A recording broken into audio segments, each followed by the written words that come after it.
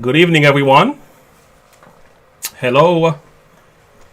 Give us a thumbs up if you could hear us loud and clear. Hi. Hello, hello. Hi, Luna. Hi, Atticus. Hi, Mommy Doo. Oh, great. It's your first time catching us live. How exciting, how exciting. Hi, Deja and Christy. Life of a nurse. Hog in the house. I know the life of a nurse. Yeah. Hello, everyone. Hi, Gia. Late night lives. Oh, goodness. I hope you can stay awake too, Gia. You can do it. You're not that old. Hi, everybody. Hi, everyone. How's everyone doing tonight? Yes, this is a late one. We wanted to make sure the kids and everyone were settled. I was settled. Hi, Cajun Gemini. Thumbs up. Thank you so much. Hi, Good. Sandra, Sam, Wesley. Welcome, welcome, welcome. Cool. So, guys, we have Mr. E, what's up? Mr. E is with us. Hey. So, we have a number of things we're going to discuss tonight. We're certainly going to do a reaction video to Macy's because he was highly requested. Yes, Deja. So after we are done with Macy's, we're going to transition to speak about the great, I don't want to say the word because YouTube has a way of going after you, but you saw the thumbnails. I'm going to call it the great regressed. All right, you got the point. So, and from there, we then go into react to maybe another Tom McDonald's video, New World Order. She has not heard that one. Maybe she heard it. Maybe we didn't react to it. So, yeah, this is what we got going on for you guys tonight. So stick with us here. We're going to have a whole lot of fun. So going into the chat room. We are good. We are good. Gia. Oh, man. Sleeping pills. Well, hopefully it doesn't work tonight, right? Just tonight. Any other night it can. Hi, Michelle. Deja, we are good. Thank you. Thank you all for checking in. Greetings, greetings. Yes, yes, yes. All right. So this is the song by Macy's, guys, entitled. Let me.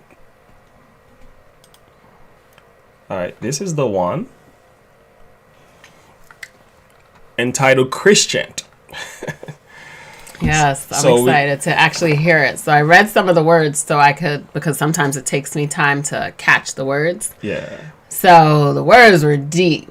I only read them like right before I came down to do this live. So I'm really excited to see what the beat is, what the tune is, and even more like how he portrays what he's saying, because that was a really powerful message. Very powerful song. So let's take a listen, guys. Hi, Jules from Alaska. Hi, Mike. Hey. Hello, hello. We love you all too. Great, great, great. Macy's is awesome. Is it Macy's? Macy's. Gotcha. Sorry. Sounds like Jesus. Oh yeah, I want to hear withdrawals. We didn't do withdrawals. You did it by yourself. Right? Maybe we can do it at the end. Oh, we need to do the New World Order. Certainly. You need to watch that. Okay, let's he does Bible study live stream as well. Okay. Let's go. Come on guys, hurry up. Alright, Mom, we're coming. Come on, baby, we're gonna go. What's that? It's a snow globe, baby. What's inside? It's a church. That's where we go to pray. I can't hear it well. Look, baby. It plays a song. Turn the volume up. Look how we look at each other, judging books by their cover. If I told you I was Christian, how quick you think I would judge you? Damn, I'm supposed to be known by my love, huh? So what's that look like from above, dawg? Well, let me go ahead and sit in the seat that's high and tell all you people out there with me it's not gonna sugarcoat it. No, cussing like a sailor. Yeah, talking about a fisherman. Tell me they ain't swear. Fuck. Not a legalist. No. Not a homophobe. No. Yeah, I disagree. I do. But I ain't throwing stones. I ain't holding Wow. Love, I'm well aware I'm flawed. No better than you, just better used to be back in the day, and that's all. No MD, no degree, no paper on the wall. Not a doctor, not a scientist, I'm just me, that's all. Wow, he said a lot. Yeah. Wow. It sounds like it's coming from the perspective of a Christian who is being misunderstood because of his stance on certain issues. Yeah. Yeah. Yeah, I love what he said in the beginning. I'm actually gonna ask to rewind because I was trying to be calm with my pause. But for this, because Deja wanted us to really do it, I want to share my thoughts as the song plays through, and I want to give that reaction that I know in my heart is there, actually. Go ahead. So go ahead and just take it back from the beginning. That's powerful. Go ahead. From the beginning? Mm-hmm. There we go. Come on, guys, hurry up. All right, Mom, we're coming. Come on, baby, we're gonna go. What's that? It's the snow globe, baby. What's inside? It's a church. That's where we go to pray. You're gonna be late. Look, baby, it plays a song.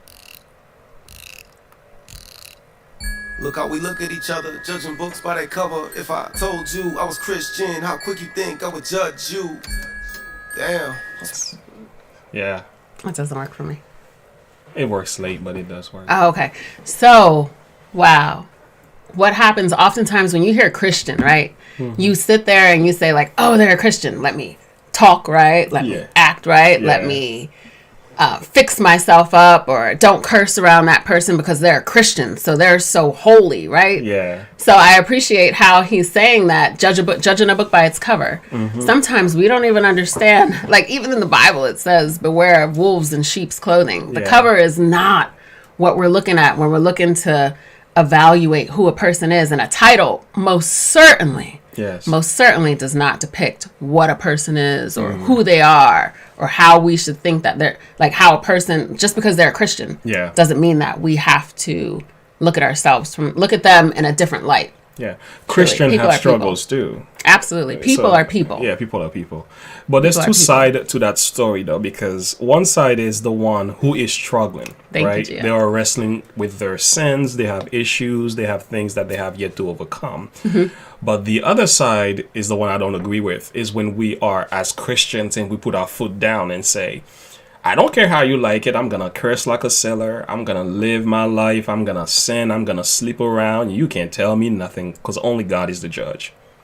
That is just as bad as well. So he's like...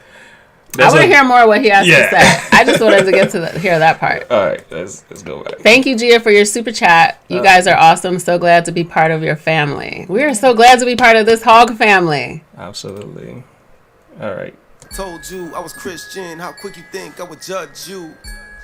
Damn, I'm supposed to be known by my love, huh? So what's that look like from above, dawg? Well, let me go ahead and sit in the seat this high and tell all you people out there with me it's not gonna sugarcoat it. No, cussing like a sailor. Yeah, talking about a fisherman. Tell me they ain't swear. Fuck, not a legalist. No. Really? You know, what do they say? Cuss like a truck driver, cuss like a sailor. I mean, you gotta wonder what was it like really to be Jesus back then? Because remember, Jesus didn't wear this cloak of righteousness. Mm-hmm. He didn't walk around like as if he was this high and holy person. He came in ultimate humility. That's right. So, do you think these sailors oh, let me ship up and let me clean up and get things together because and Jesus is around. Wash the fish smell off my hands. Let me stop smoking that cigarette because Jesus is around. Yeah. Like really? I highly doubt that was the case. No, not necessarily. They came to him just as they were. They can't, and that's the beauty of what Christ is. He accepts us as we are. That's right. Not a homophobe. Nah. Yeah, I disagree. I do. That's the beauty, to be able to say that you disagree with something, but that's what they're taking away. Yeah. If you disagree, now you become this conspiracy theorist. You become a person who's against what's right, against everyone living to each his own. That's crazy. But to each his own is a very scary place to be. Yeah. Not a legalist, not a homophobe, yeah, I disagree, I do, but I ain't throwing stones, I ain't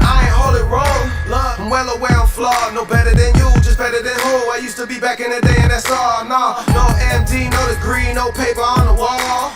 Exactly. No MD, no degree, no paper on the wall. He's better than he was back then. That's right. Why? Not a doctor, not a scientist, I'm just me, that's all. No judge, just a witness that'll give it to you raw. Whatever I talk, trust that I walk, that's all that I done, that's all that I saw. No, not a theologian, not a Bible thumper, and it don't make me a better driver with a fish up on my bumper. Not a priest, not a pastor, not really sure if I'm preaching, but I'm damn sure not the soft type to sit back in these bleachers like.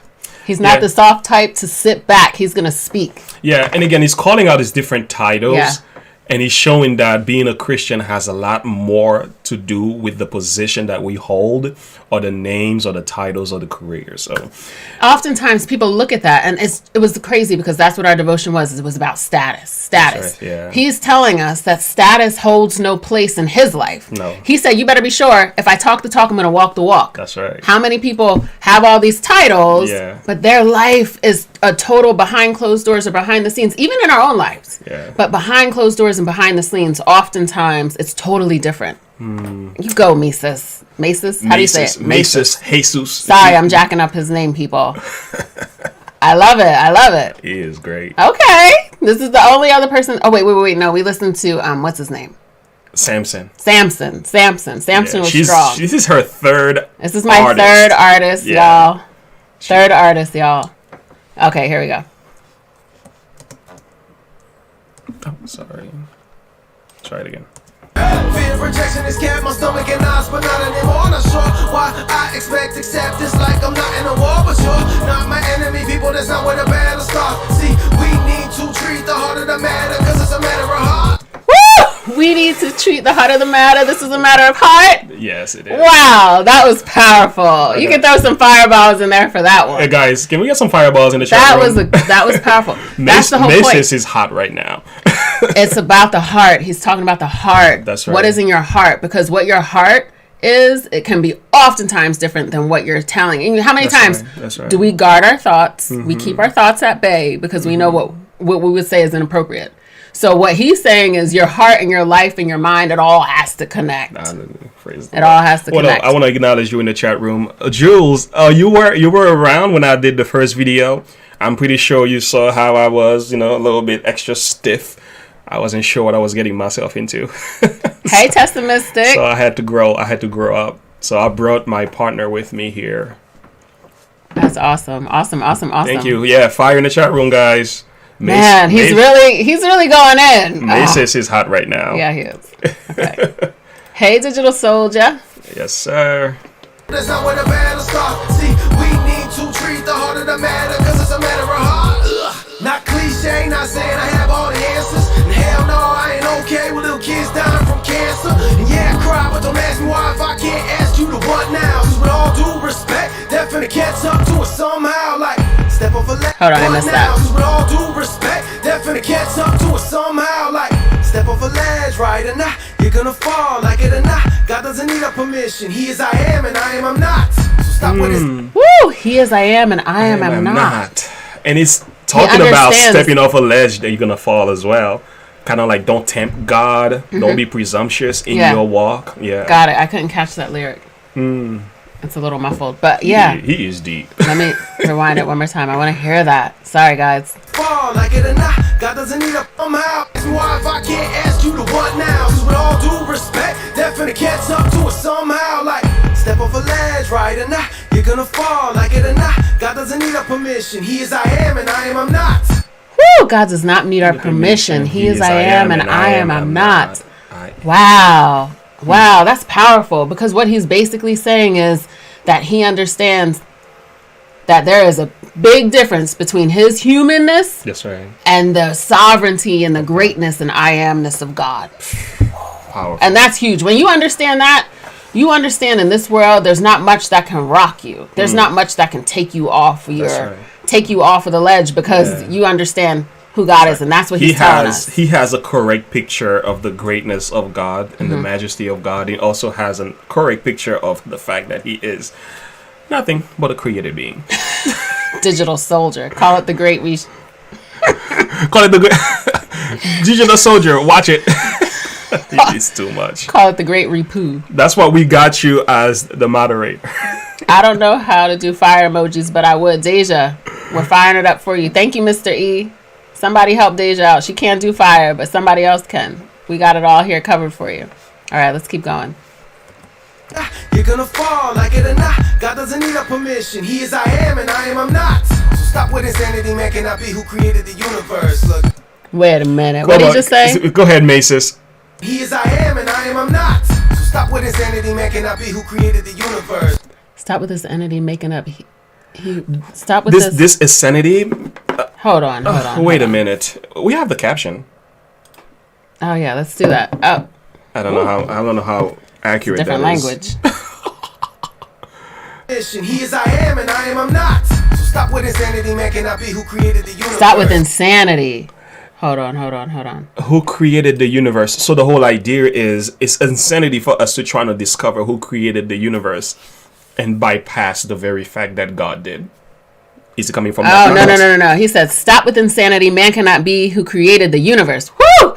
You see, men are trying to put themselves in the seat of God by trying to figure everything out, by trying to set everything in an order that they think is the highest order, but leaving God out of the place. Yeah. They're removing God. That's right. This is what he's saying. He's saying, stop with the insanity of trying to put yourself in the seat of God, as if you won't fall off a ledge, as if you can form life. Here I go. As if you can put the sun and the stars in the sky. No. Remember. That's way out of the Great Awakening. Oh my goodness. The Great Awakening. Yes. All right, here we go. I have to have the lyrics out because he's a little fast with his rapping. Wow, that was powerful. Yes, here we go. Hear that again. He is I am and I am I'm not. So stop with insanity, man cannot be who created the universe. Look, you don't like how he runs it. Well, tough shit. Truth hurts. Does the truth not hurt sometimes? It hurts us all, right? Wow. How many of us can agree that the truth hurts sometimes? That was amazing. I'm telling you. He just said it for what it is. The truth hurts. But the problem is, so what happens? When the truth hurts, what do people do? They want to get away from it. They want to hide it. They want to cover it up. And that's what he said. I'm not doing that. I'm not about that life. And they also want to kill people. He said, I used to have knots in my stomach, but not anymore. He said that way earlier. I remember that line too. Okay, Deja, this is a nice hit. Pronounced like Jesus with Mises. Mises. Thank you. Ah, Jesus. Mises. Mises. Okay, here we go, Mises. Kinda like being crucified, but hey, it's like how he runs it. Well, tough shit. Truth hurts. Kinda like being crucified, but hey, it's cool if I spill a lie so that you and I don't feud, cause our two views collide. So instead, continue these tri dialogues about the blue and sky, what we do 9 to 5 till we use all the time signed in our short little feudal lives. And then till we use all the time signed in our short little feudal lives, right? Yeah, I like his style. I like his style, though. The way he delivers his lyrics, man. He comes with a different tone, very calm, but he's hitting you with uppercut. Yeah, he's going to make sure that he gets the word out while he has his time here on Earth. That's right. Love it. Wow, here we go. Okay, Maces, we want more. All right, here we go. Sorry. Sky, what we do 9 to 5 till we use all the time signed in our short little feudal lives and then die. Can't do it. All this arguing so damn foolish. I don't care what color Jesus was. All I know is that the man's Jewish. Stop that. Yeah, we need to pause on that one. There's a lot of discussions about the color of Jesus, and sometimes different nations has used his color. The Caucasian have used his color to promote their racist values. I want to say something. It doesn't matter what color Jesus was. And at the same time, I don't condemn anybody for choosing to whichever color they want. You want to put a black Jesus on your wall? Fine. You want to put a Chinese Jesus, Chinese people? Fine. You know, Korean, you want to put whatever version it is? Fine. But guess what? Don't worship that image because it's not Jesus anyway.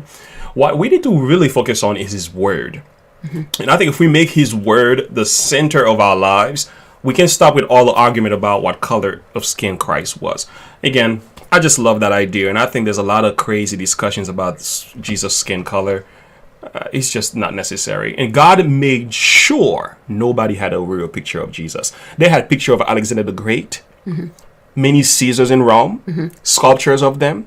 So you're going to tell me Jesus preached to prostitutes, 5,000 people were watching him. None of them was an artist? So none of them were there to say, let me God just made sure nobody had a I real would love picture. for all pictures of Jesus to be removed. I think that's a good idea also. That would be my favorite idea, because then we don't have these images, and then you all can the just confusion. take all the confusion away, so no one feels like it's some sort of superiority or anything. Yeah. I think it should just be removed. Yeah, the real image of Jesus. There's a reason why. The real right? image of Jesus is the one that is in our hearts. Is the one that reflects his character. And that's the one that I love the most, is to know that he loves me, he cares about me, he's patient with me, he's working with me. That is the real image that really matters to me at the end of the day. It's the experience with Jesus. That's what it's all That's about. right. Your experience with Christ. Love when it. you experience him in here, it's amazing. I'm just so damn foolish. I don't care what color Jesus was. All I know is that the man's Jewish. All I know is God became man, cause man tried to become him. Every race got red blood, that's why it's blood that covers sins. You'll never win with these conversations going back and forth about denominations. Whew! You know, that's a real trick of the enemy, like he's saying, going back and forth about denominations. Yeah. That's a trick of the enemy, to have people so confused in religion that they get, I don't want that religion, because it becomes about rules and regulations. While Christ said, upon this rock I will build my church. Yeah. So, and church, Jesus is the rock. That's We are the church. That's the right. heart reveals. I'm glad you actually said that, because somebody left a comment the other day saying, I'm a Christian, I'm a believer, but I want nothing to do with church. And I was like, sorry, you are the church. So, and the Bible tells us not to forsake the assembly of ourselves together as manner of some would. But the thing is, we ought to become a body. But remember, the label, the denomination doesn't make you a Christian. It is the person of truth. It's not so much, I go to this church, I'm of this denomination, I'm better than you, or you better than... No, it's not about that. It's about him. Absolutely. And I think it's so important to understand that this going back and forth, this is just another distraction. We all talk about all the distractions that they have out there. It's going back and forth about denominations. You'll never win these conversations, because it's a no-win zone. Nope. It's just a distraction zone. I don't want this. I don't want this. And then what does it build? A hatred for the church. A hatred for everything that the church can bring to you. That's right. While the church starts here, let's say it this way. If we hate church because they're all hypocrites, why don't we go to church to be the first real Christian? the real and teach Christian, and Christians how start to teach behave people right. and say, like, hey, listen, that's hypocrisy. That's right. Right? Watch That's how hypocrisy. I live. Watch Yeah. me. Watch me. Let me I draw from I am. Let me show you 'Cause it's what not it gonna takes be to be me. a Christian. Let me show you what the Holy Spirit and what Jesus does in me. That sounded a little cocky over there. Yeah, a little something like that. A little Little something. lack of humility over here. But look at what God can do through me. Behold. Behold. This one's losing it. We're I going to don't- go back. I don't have the fire emojis. Okay. It's okay. Sorry, I'm late. How you guys doing? Hey, Max. It's good to have you. He might be touching fire soon. All right, here we go. Yes, thank you for this song. I love it. Here we go. All right, let's go. Hold on. Okay. That's why it's blood that covers sins. You'll never win with these conversations going back and forth about denominations. Nations rise up against nations. Signs of the times got more blatant. Signs of the times got more blatant. How relevant is Yeah. that today? Like- Signs of the time got more blatant. How relevant is that right now? But in the context of what he was saying, we are fighting about denominations and difference of our doctrinal positions, and signs of the times are happening, showing that this world is coming to an end. But we as need to Christians, focusing on the wrong thing. yeah, instead of trying to like come together to love each other and respect one another and work on our differences, we can have those Bible studies, we can have those discussions about doctrines, but trying to make a difference in the world, minister to the sick, visit those who are in prison, meet people where they are, sharing the gospel should be the focal focus of our ministry as Christian. But instead, what are we doing? We're tearing each other apart in the name of religion. We ought not to be doing that. He says signs of times have gotten more blatant. And that's one thing we have to really pay attention to. We can't just see the news and shut it off. So many of us get to go to sleep cozy at night. What he's saying here is signs of the times gotten more blatant. That's right. That ought to be our focus, not on the signs per se, but on where are we at as being each one, teach one, reach one member of the church. That's right. Where are we at internally? There are so many people that are outside of the church who are looking for real Christians. we need to put aside our differences and focus on winning souls and making a difference in people's lives. Fake it till you make it, Digital Soldier said. Sometimes you have to. It said, speak those things which are not as though they were. Tell somebody who you're not really happy with, I love you. Sandra, you say your aunt replaced a picture of Jesus with a picture of flowers. She said she didn't want to cause anyone to stumble because of it. And I think that's very, very righteous. Well we have done. different viewpoints. I don't think pictures should be used because of the damage they can cause. And he does. So it's just... I think picture can be used because it is a form of illustration. But I think what I have an issue with is hanging it on the wall, making it an object of worship. Look at it as if it is the real Christ. That's why I have an issue. But I love what you said, because when we understand the power of imagery and how it can cause someone else to stumble, like, well, that doesn't look like me. Am I not better than? Am I not a person of value? We just have different views there. Okay, here we go. Keep going here. Here we go. Back and forth about denominations. Nations rise up against nations. Signs of the times got more blatant. Hey man, I'm not the one. I'm not the son. Not even close. I don't love idols. I don't love titles. And I ain't bound to no pope. I don't worship jewels. I don't worship jewelry. I don't worship rules. I worship the rule. And he is a name. No level of fame can never top. That's why as soon as you sing his praise, dang, your popularity drops.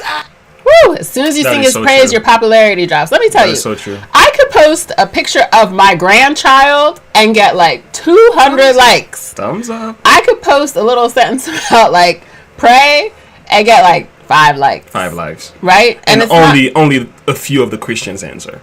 It's not, well, I don't know about that. The Christians are the ones who only answer for me. The ones who I know of to be Christian. But what I'm saying is, it's like, when we understand that when Christ came, he wasn't the popular one.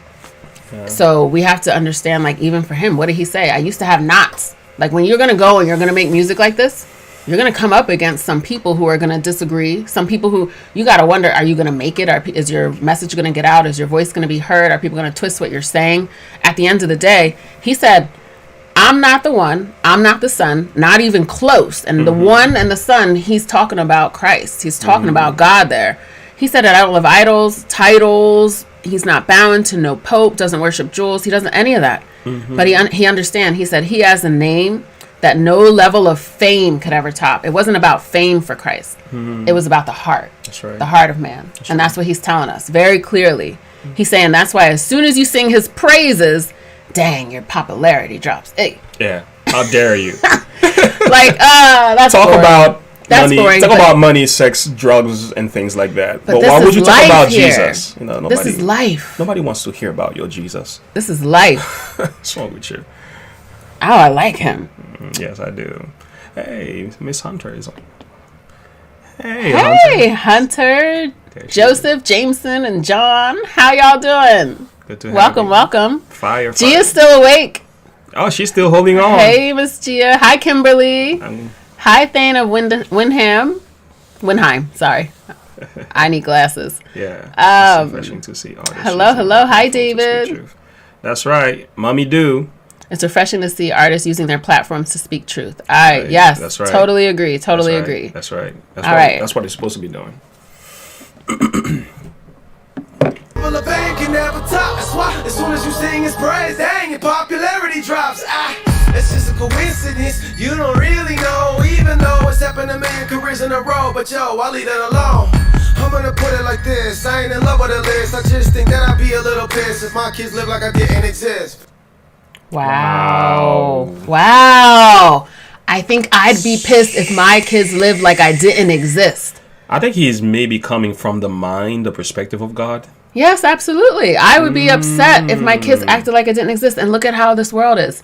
They're extracting God. They're extracting Christ from everything. Yeah. He said, I think I'd be a little pissed if my kids lived like I didn't exist. I'm so glad. Those of us who have children. I'm so glad. Right? When our kids like kind of just...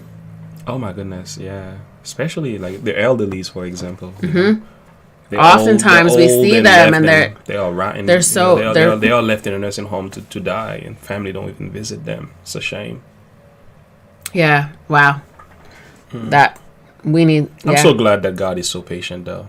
That's the mercy of God. The fact that we can see what's been happening year after year, century after century, how more and more we're seeing the debased nature of humanity rear its ugly head as we have like media and all these different avenues to be able to really see what's happening around us. I mean, just this footage that we're seeing from Ukraine it's heartbreaking. My soul, my heart hurt all day, you know, just been in prayer all day for those in Ukraine, praying for Viz. She's one of our viewers and subscribers, and from Ukraine. She's from Ukraine, and so she said she was afraid for things, and you know, I'm just prayerful that what we're seeing on mainstream media, and that what I'm prayerful that God is intervening, because he's capable. You know, I was praying for legions of angels, and I said, God, have I forgotten?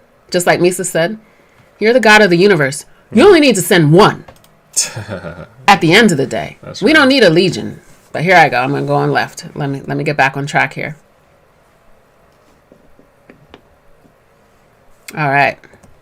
This, I ain't in love with the list. I just think that I'd be a little pissed if my kids live like I didn't exist. Feel me? Yes, we feel you. We The feel you. boxes that you put me in. Why you stay? Chill with the boxes that you put me in. How many of us put God in a box? God wouldn't say that. God wouldn't do that. God doesn't like this. God doesn't like that. Sometimes we focus so much on outward appearance of heart issues. Yeah. He's talking about getting to the heart. He said that earlier. We put God in a box, right? Yeah. We put him in a box saying like, oh, you smoke cigarettes. That's so evil. So a person, what do they end up doing? I got to quit smoking. I got to quit smoking. I got to quit smoking. That's not even what God's thinking about. And half of the people who are smoking in their world, what is it that's causing us to smoke cigarettes or to do things that destroy our health? God's not talking about, it ain't the cigarette. Yeah. It's what the cigarette can do to us that God knows is potentially destructive to our bodies, to our systems, to our mind, to our health. And that's what he's trying to save us from. That's right. It's not rules. It's not regulations. It's not like he's saying, oh, don't do this, don't do that, don't do this.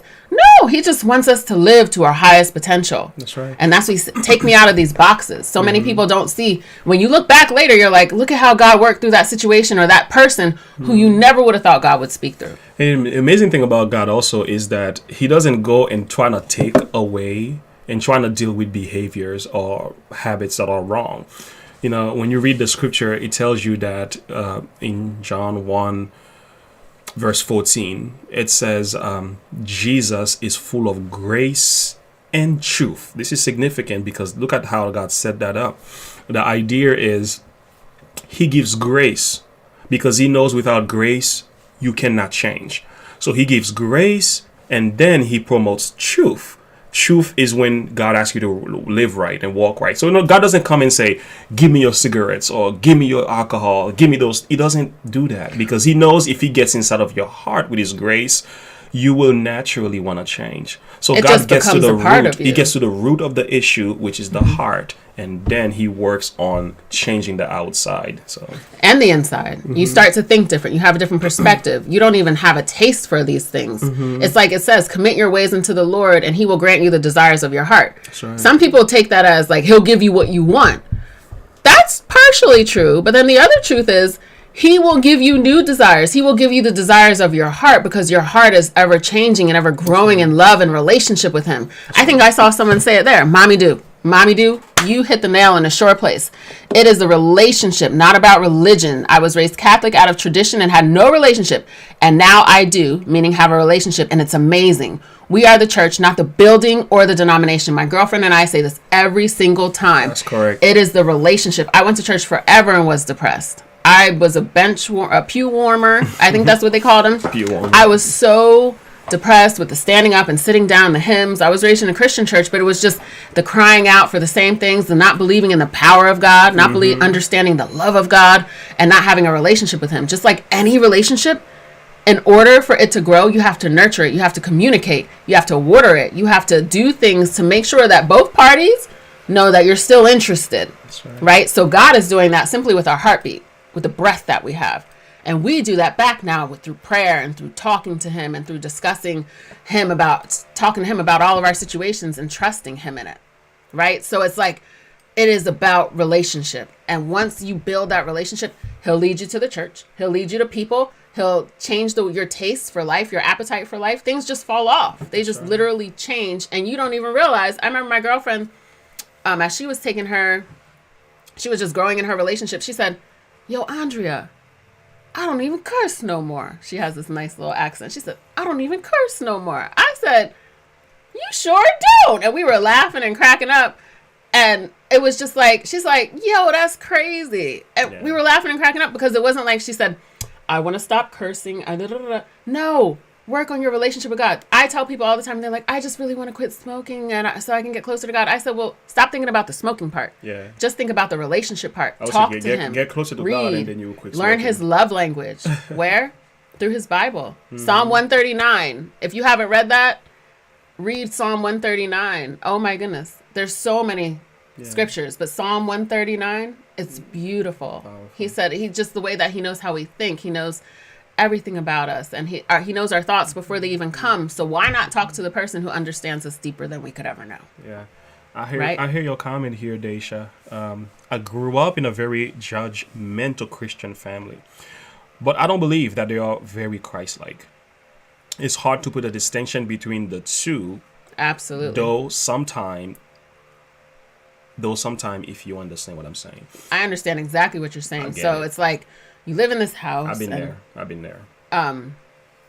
It's like, don't do this, don't do that. Oh, they're doing that. Typically, when someone's telling you about stuff like that, it's some internal lack that they have. Mm-hmm. So when we see something lacking in someone else, it's supposed to draw us to think about ourselves. It's supposed to cause us to think about how we're doing and what we can do. You know, it's literally like that. But a lot of times people who have their own issues, or people who are just traditions, sometimes it's not even that they're doing it on purpose. Mm-hmm. They just don't know better. Mm-hmm. And it wasn't until I broke away, I actually had left the church for a while and went to just hang out in Nolde Forest, which is a park where we live. And I just took my Bible out there and just was reading and praying. And I stopped with the whole traditional church thing. And it was like, wow. And then I did 30 days of prayer, where all I focused on was, God, I want to hear that you love me. I want to know that you love me, because other than that, there's no reason for me to keep going to church, for me to keep talking about you, because this is just not living for me. I'm kind of just in a mundane,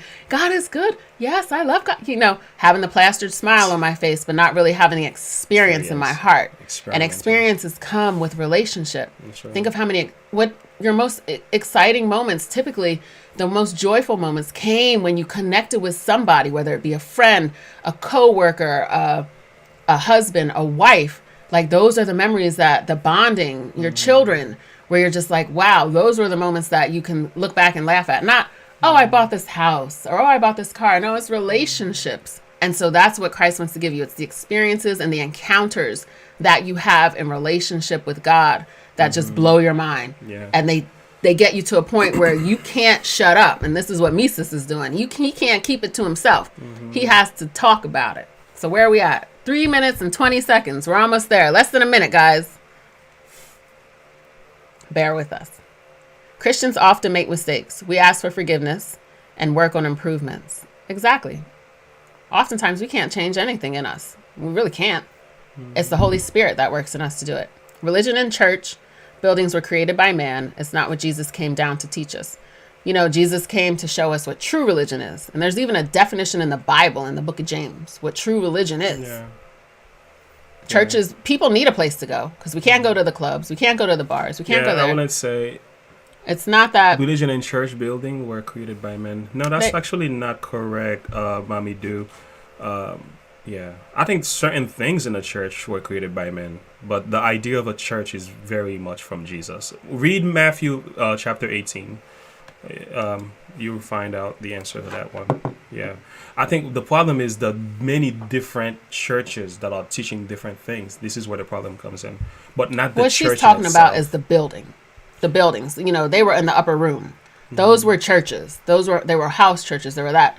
Religions and church buildings. So those things are part of the confusion process. Like, you have to go to church to be this, like church is going to save you.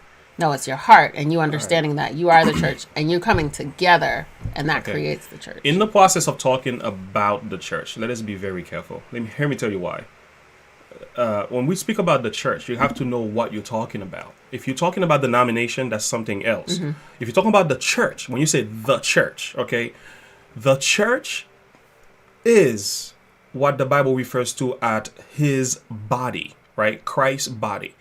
So the body of Christ, it could be people there are people who are honestly serving God, who may be in different facets of denominations in the world, but they are part of the body. So you might have the Presbyterian.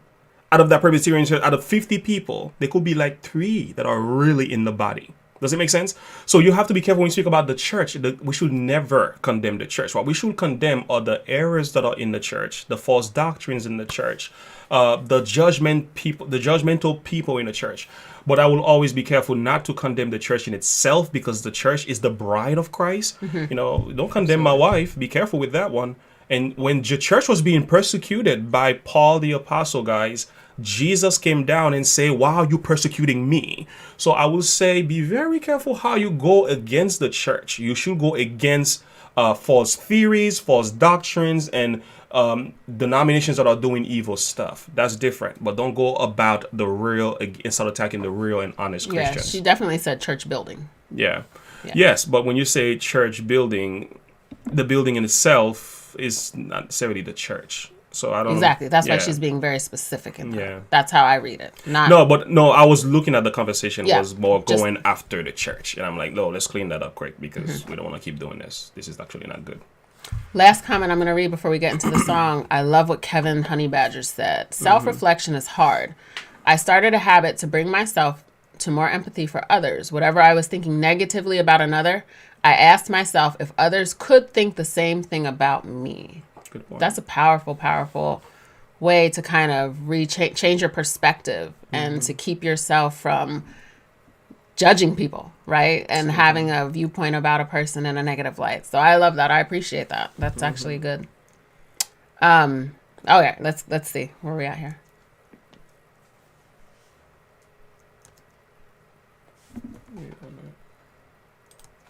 On the outside looking in, look at him. Took your sin and put it all out on display. While you lock it in a closet, acting like your life is great. Okay, this is me. How many people are hiding in closets? That's all I'm going to say there. It's okay. Just give it up. You don't have to hide. We all have stuff. We all have closets too. More, nothing less. Do I love Jesus? Best believe for sure, yes. But am I still a Christian? I ain't sure. Cause if it's everything I just said that I'm not, then not no more. Woo!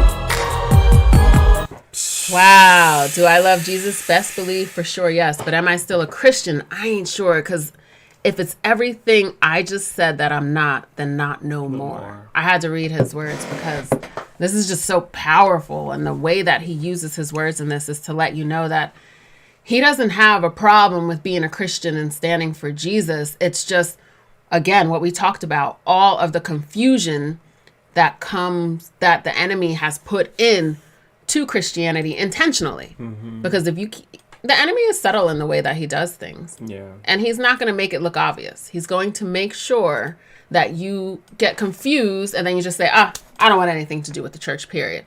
Because they're hypocrites. They're bigots. They say they don't walk the walk. They talk the talk, but they don't walk the walk. Right? Yeah. I think the problem is just the umbrella statement of day. Amen, Mommy Do. Where 2 or more are gathered, there he will be. That's right. The truth is not, when you say, when people say they have to be very careful, because they are good and loving and honest Christians in the world.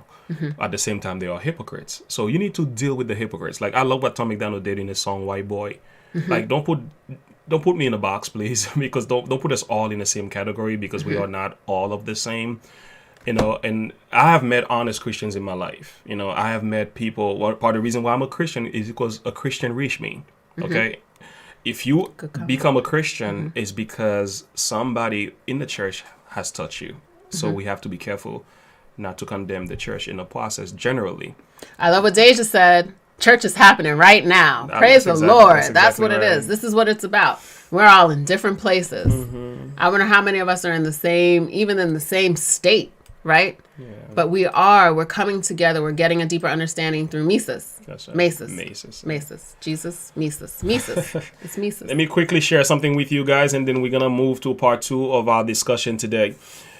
Jesus told Peter, right? It says, I'll tell you, Peter, which means Petros, little stone, upon this rock. A lot of Catholic priests will use this to say Peter was their first pope. And plus, first of all, Peter never went to Rome. Peter is not the rock, okay? Peter is just another person. This rock here is Jesus referring to himself. Okay, he said, Peter, you are a little pebble. That's what your name represents. Upon this rock, which means this big, huge boulder, he says, I will build my church, and the gates of hell shall not prevail against it. Take it from the mouth of Jesus. It is not our job to condemn people because they are not in the church or they're not living the way we think as Christians they should live. But at the same time, it's not our job to condemn the people who are in the church because we don't agree with the way they live. Yes, we need to have those hard conversations. Yes, there need to be some rebukes and correction. Yes, we need to talk about our differences. But at the end of the day, let us love and respect each other regardless of the kind of denominations that we are a part of. I love what you said, Testamistic. Who built the church? Who paid for the church to be built? Who profits from the church? Love is in the heart, not the walls. At the end of the day, it's a gathering place for each of us. We are all stones, right? Peter is a little stone, and then we have this big stone. And when we come together, we create the church. The walls are just our shelter place to come and assemble, because that's what Christ wants. He does want us to assemble together, but we are the stones that create the foundation of the church. And some churches have stones, and the wheat and the tares must grow together. Some churches don't have people who are really there for purpose, but we do need a gathering place. Yeah. That's what Christ knew. He knew that we would need a place to come together, because where are we going to go? I mean, we can go into people's homes and all of that, but let's face it. The enemy has bars, he has clubs, he has all kinds of different places. And not that we don't go in there with purpose to extract people and to help people. That's a good example. But understand that he's got all his stomping grounds. We need a place. We need some buildings because we do need to congregate together. Oh, yeah. And we do have to remember that as stones, the little stones we are, we're all struggling, right? We all have stuff. So what happens is you get a church full of people who have different struggles. And some people, like he said in his song, they want to hide them, keep them in the closet. No. And it's not that you need to tell everybody everything, because it is not time. People will use this stuff against you and try to tear you down and discourage you. But if we understand that everyone has battles, like what Keith has said, I think it was Keith who has that great way of, Kevin. Sorry, Kevin.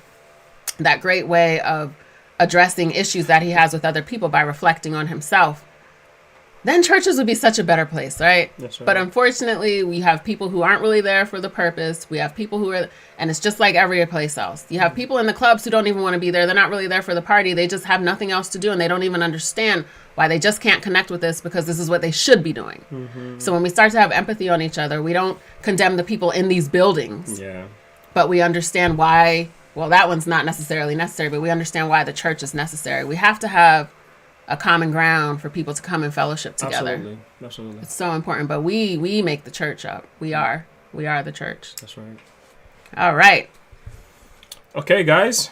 Maces. Testamistic says you are in my home right now, so this is my church. Hey.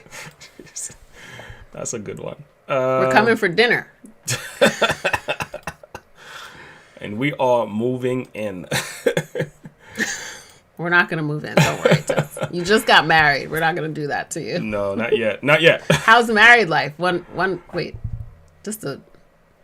Almost a weekend. Tomorrow is 1 weekend. Yeah.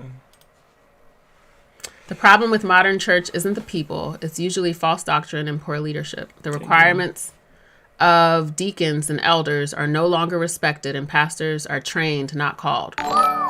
That's big. That's actually very correct in many, many ways. Yeah. You're right about that. People are... That's the problem. I agree. This is kind of what I was trying to say. You need to deal with the errors and the false policies and all that extra stuff. But the church in itself, the organization, the importance of having a building, fellowship, the people, it's not really the problem, you know. And I tell people, if you want to deal with the church, take a nice, simple approach. Look at the church as a hospital for sick people. When you go to a physical hospital down the block, do you care so much about the building? No, not really. But you're here for the doctor. Do you care about the people that are there that are sick? What about the guy who has HIV, hepatitis D, the patient that has cancer? That's none of your problem, though. Because at the end of the day, you're going there to see the doctor, right? Because you got your own issues and you want healing, right? The same thing is true with the church. We go to a building to see the doctor, the great physician who is Jesus. What other people are doing is none of my business. Now, don't get me wrong. If people are doing crazy stuff that I know is obviously, I'm going to go find another church. Okay. But at the same time, they are not my focus. I'm going to worship. I'm going to meet God. I'm going to deal with myself. I'm going to get a new heart, a new mind. If I go with these purposes and not focusing on people, I'm trying to go to focus on Christ. Most of what's happening in the church, you will just overlook those things. Thank you, Kevin Hone, for the super chat. We appreciate you. I like the animal. Tell us more about the message behind that is funny. Behind the fox. That's a fox. I'm telling you guys, I need glasses. That's a good point about the fox. All right, guys, we want to. Good night to Kenora. Thank you for hanging out with us. Thank you so much, guys. We want to transition to talk a little bit about the great regress, right? And to see what we can learn. So most of this video, we're going to listen together and understand what this is about. And then at the end, I don't know, maybe we can react to withdrawals. Okay, this is a podcast with... This podcast was with Joe Rogan and Majid Nawaz. I'm saying his name wrong. So this is only a 2 minutes video, and then we're gonna watch another video that shares more light on the idea of the great regress. Okay. Direct quote though on his, you'll see it.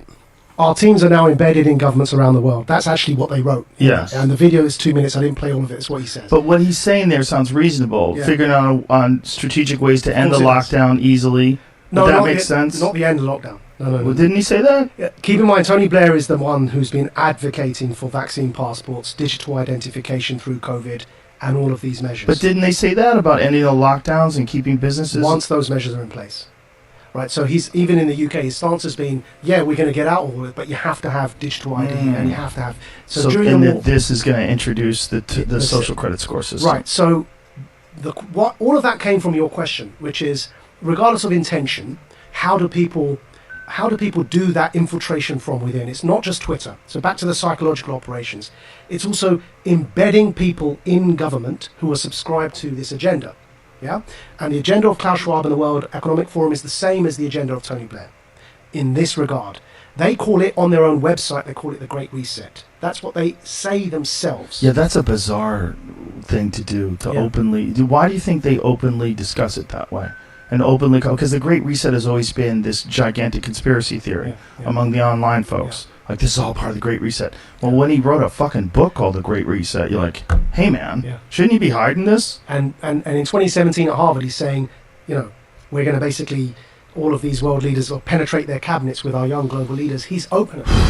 He's open. Blair's open. During the Iraq War, Blair tried to bring in ID cards in Britain. He failed. Now he's back. And he's trying to bring in digital ID during COVID. Right, so they're open about it. So this is going to be this never-ending process to slowly move the goalposts towards more and more authoritarianism. Checkpoint society. What do you say? It's all there. They told us this. People have to towards more and more authoritarianism. Checkpoint society. Checkpoint society. It's all there. They told us this. People have to realize this, right? This is important. Do you guys... This is so deep. So many things that have happened in history were foretold in a book. I forget what book my daughter's friend was reading that talked, and it was like from 1986. Something like that. And it already talked about the coronavirus, and I'm pretty sure it was almost to the year. That is amazing. Like, it was an amazing thing that they were showing in this book, and they had the copyright dates, they had it all there. A lot of this stuff, they're not hiding it. Why aren't they hiding it? What do you guys think?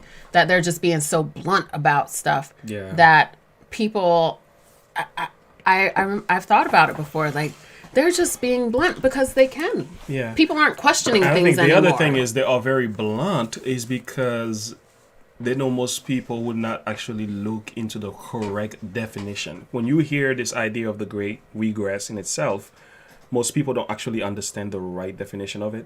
Mm-hmm. So they coming out with something that is literally the same old stuff that has been back in the days, where the rich get richer and the poor get poorer. The majority of wealth goes toward the rich, and the poor are becoming government dependent.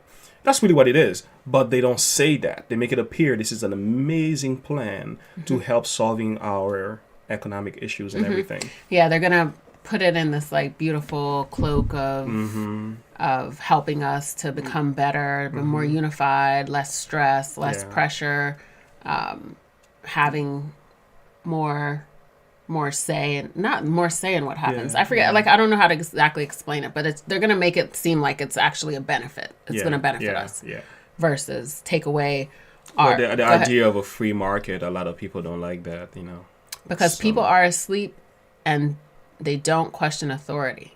They don't. People don't, especially after seeing everything that happened with this whole situation that took place over the last few years. This whole virus. Wow. People just didn't question. They just were so quick to just go with whatever was being told to them. Got it. I think they just know that they can anymore. That's right. Because people just don't. So what we're gonna do now? We're gonna listen to Sandra. Yes, I was reading about that the other week. Own nothing and be happy. Yeah, that's actually part of our. That's part of our video tonight, by the way, guys. Yep. That's exactly what the Great Regress is all about. So I call it the Great Restart. The Great Restart. I like that. That's much better. The Great Restart. The regress is like a regression. The restart. Yeah, I'm is trying like to bypass algorithm here. do. All right, let's go. Now, listen to this, guys. This is gonna give us a correct and balanced perspective. I think they do a really good job on the heels. So let's take a listen. What is on your radar, Kim?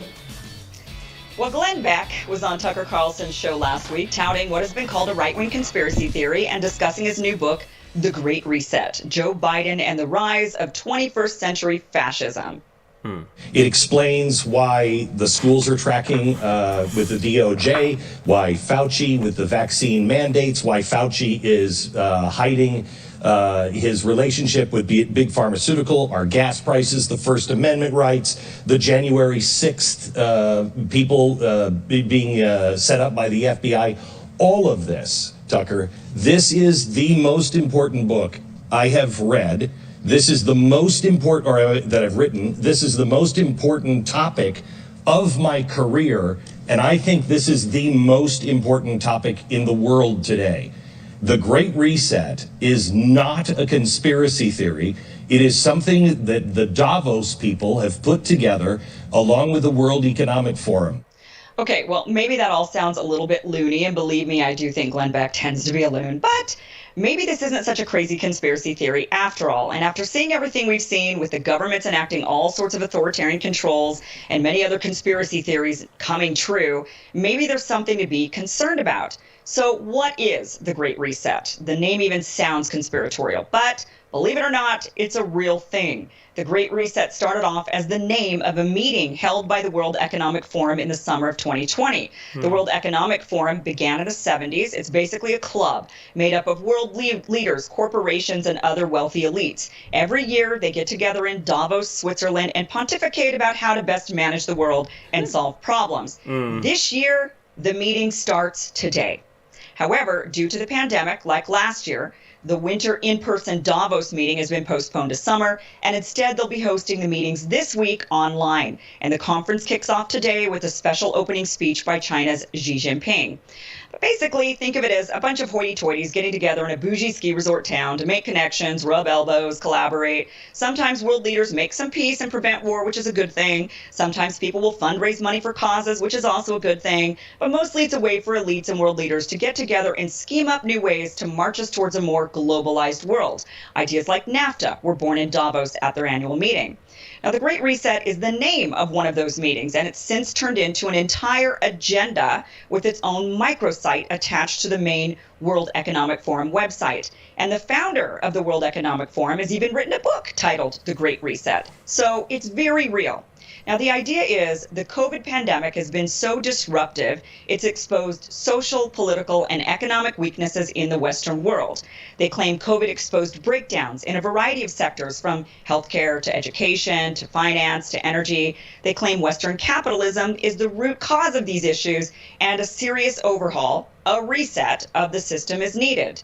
Never mind the fact that most of the disruption was actually caused by governments shutting down businesses, societies, and schools, and now going a step further and telling people they must be vaccinated numerous times over in order to participate in the economy and society. Governments, no matter what their intentions have been, whether you think it's good or bad, they are the reason for the disruptions. But the Great Reset says either way, it's an opportunity to rebuild society in a way the global elites see best fit. And one thing that really stands out is that they're very vague about what this reset means or even looks like. They just insist it will be good for us. And because the reset blatantly blames Western capitalism, we see a lot of right-wing outlets such as Fox News and Breitbart going after the Great Reset, claiming it's ushering in socialism or communism. But as Glenn Beck mentioned later on in his interview with Tucker, he says he was wrong, that it wasn't about socialism or communism, that it's more about enacting a form of government similar to China's. And what does that mean exactly if it doesn't mean communism? Well, it means that you would own nothing. Everything would be owned by, most likely, one of the many World Economic Forum partner corporations, and you would have no privacy. Take a look at this video published in 2016 on the World Economic Forum's Facebook page. Wow.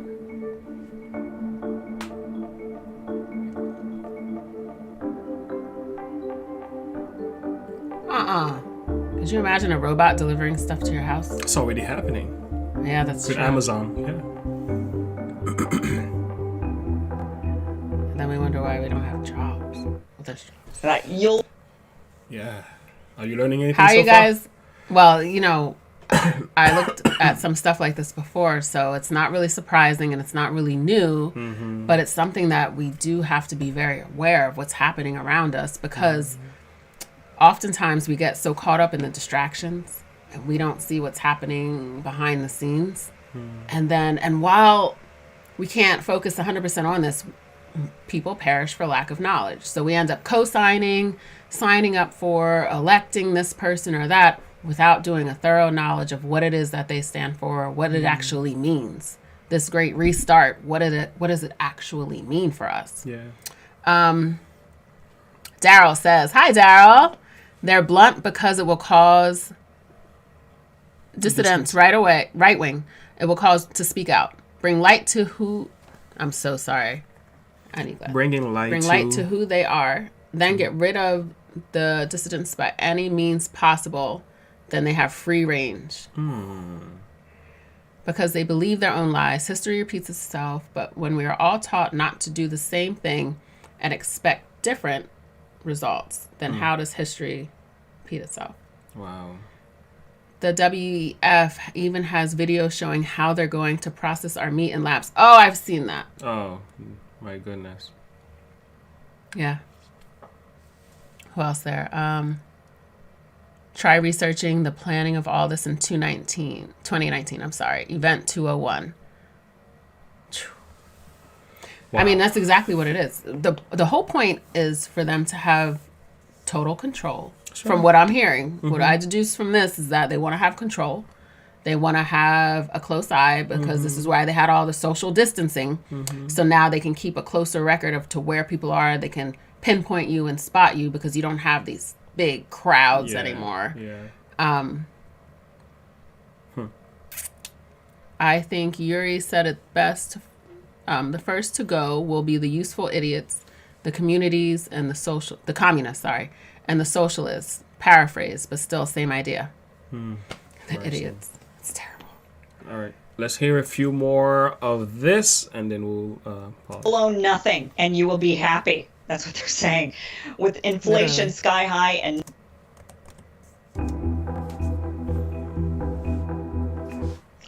That The you'll U.S. won't own be the nothing world's leading and you will be superpower. happy. That's what they're saying. With inflation sky high and no signs of it slowing down, they might be right. We are on our way to becoming a nation of renters. But don't worry, it's nothing to fear. Just the opposite, says Bloomberg, if you remember this story. Bloomberg, by the way, is one of the hundreds of partners with the World Economic Forum. And they list all of their partners on their website. Other partners include NBC, Google, New York Times, Pfizer, Moderna, AstraZeneca, Bill and Melinda Gates Foundation, Apple, Amazon, Goldman Sachs, and many, many others. On top of the idea we're just going to have to move towards this sharing economy, the elites have discussed eradicating paper money, making all transactions traceable. We've talked about the proposed plan for the IRS to audit all bank accounts with accumulation of $600 in annual deposits. Well, they've used the fear of global and domestic terrorism to justify and even make popular things like surveillance and censorship. They're limiting our ability to work, get an education, travel, and even enjoy life on the premise of bringing us safety. They're turning us against one another, vaccinated versus unvaccinated, right versus left, getting us to ban and cancel one another, ushering in a sort of organic social credit system. And my guess is many people would welcome a big tech or government-controlled social credit scoring system in the same vein as what has been rolled out in China. This would ensure they are only sharing restaurants and movie theaters with other do-gooders like themselves. But don't worry, everything is being done under the premise that this is all good for our own, this is all being done for our own good, the benefit of a collective society, and we will be happy. So what do you guys think? Is this really... Well, I mean, we already know what we think. We're on this platform together. It's okay if you have a different opinion, if you think there would be something positive from this this plan that's being put into place. But when you look at who's on this economic forum, the WEF, you have to really consider and question. You have the vaccine. Who else is on there? She was saying that you have Bill Gates. Oh yeah, you have some of the top ones. It's every area. Yeah, the social media gurus. Yeah, the health industry, every tech. industry, every big industry, right? That would be needed to be able to pull this thing off. That's right. Kimberly, huge. I saw this too. Bill Gates was even on a national stage discussing how we need to depopulate the world. He said this multiple times. There's multiple quotes talking about how he feels that we should be depopulating the world, that there's too many people. Yeah.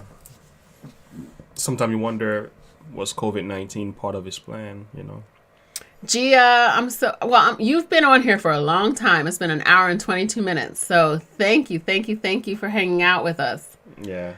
Kimberly says nothing good will come from this. I mean, we already know this, right? Yeah. Caleb, honestly. Have a good one, Gia. Get some rest. You're best month. Crazy and true. If you ask Google who is the most powerful doctor in the world, it will give you Bill Gates. He didn't even graduate college. It's pretty amazing. I think what's really concerning is that he doesn't have a health background, yet he has so much power and say in health. Well, it's one thing where you have, yeah, I understand that, but this is where this is where it's unacceptable. Yeah. When you're looking at someone, would you want to go into a doctor's office and have someone who has not gone through the proper course of education treating you, assessing you, doing anything for you? Absolutely not. So why is he having such a major say? They'll say he has partners, he has people that he talks to and all this and that, but he does have a very powerful voice, and we know money is power, and it's just the unfortunate truth. Many have said Bill Gates is a Rothschild descendant. It's all part of the plan. I know, and so when we look at this plan, what's our role? Here we go again. Yeah. I mean, we don't have to go deep into that, but it's a lot going on, you know. And again, if I may make it clear, guys, things are not going to get better. They're going to get worse. But we can get better if we are in Christ. Because at the end of the day, good night. Those who are doing what they need to do to bring about their corruption and their so-called plans, they're going to keep doing what they're doing. They said, watch the interview with Yuri. They want us to react to this Yuri Bezmenov. Let's do that. It's a 6-minute video of an hour-long video. Yuri Bezmenov. What is it about? Is it in connection with this? Kevin. Yeah. Let's look it up. 2 people said it now. 3 people. It was up further in the comments.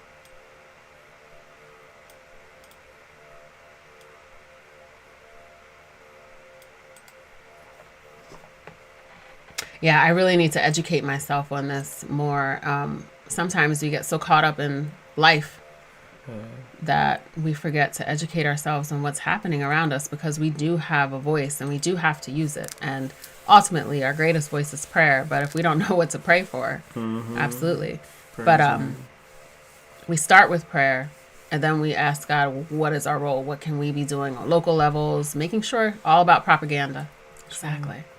KGB detector. Oh boy. No.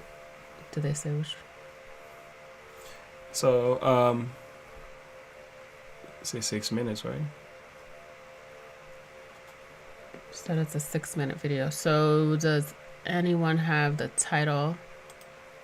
Looks like that's the one. Videos from the 80s. Yeah, it's an older video. Oh, this one's about 13 minutes.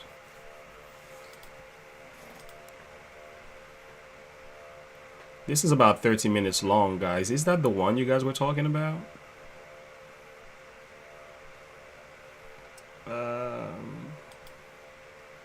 Is this the one right here? Because that's about 30 minutes long. Sandra, unfortunately, it's very true. Yeah, it is. Elites will do whatever it takes to push their agenda all around the world. Oh, yeah. And what's crazy is, and this goes back to Mises' song, where he said, you're trying to put yourself in God's seat, basically. And this is what these people are trying to do. They're population control? Really? How can we start controlling who gets to live and who doesn't? That's huge. And then on top of that, using their money to push agendas to try to control how the world functions and how these things are in such a manner that it's hurting others. Right. God sees all of this. He's watching, and they may not pay during our day. They may not have consequences at this stage, but they will.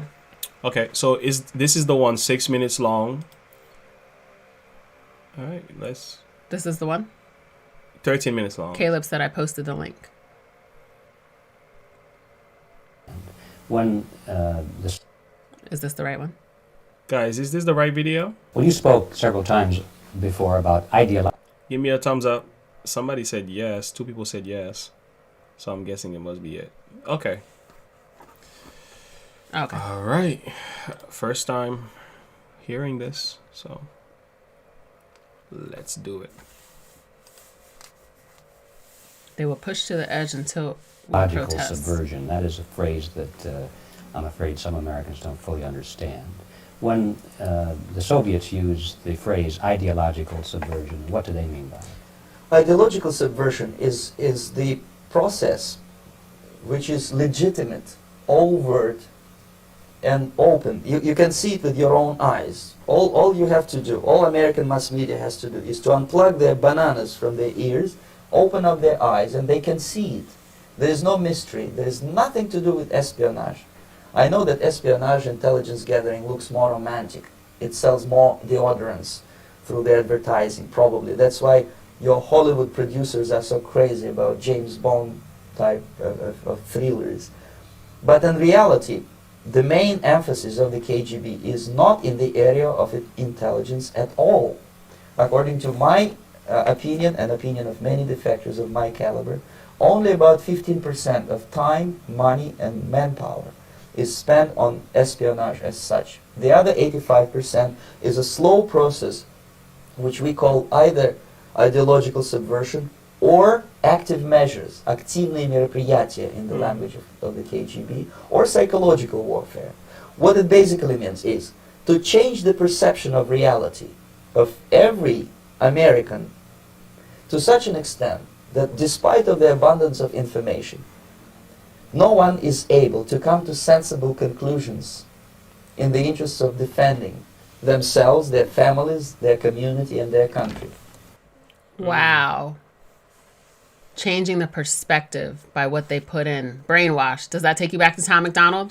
Brainwashed, right? Mm-hmm. Is it effective? Yes, indeed.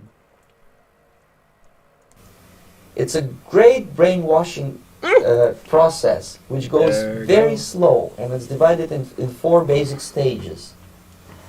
The first one being demoralization. It takes from 15 to 20 years to demoralize a nation. 15 to 20 years to demoralize a nation. It has happened. It's been going on.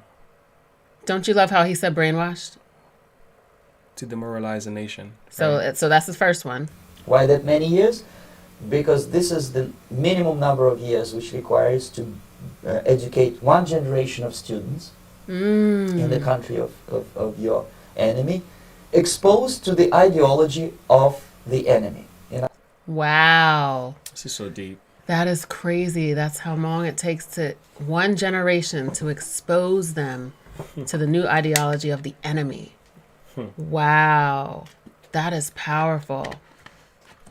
Your enemy, exposed to the ideology of the enemy. In other words, Marxism-Leninism ideology is being pumped into the soft heads of at least 3 generations of American students without being challenged or counterbalanced by the basic values of Americanism, American patriotism. The result you can see. Most of the people who graduated in the 60s, dropouts or half-baked intellectuals, are now occupying the positions of power in the government, civil service, business, mass media, educational system. You are stuck with them. You cannot get rid of them. They are contaminated. They are programmed to think and react to certain stimuli in a certain pattern. Wow, wait. So the way that he described these students who were dropouts, who were...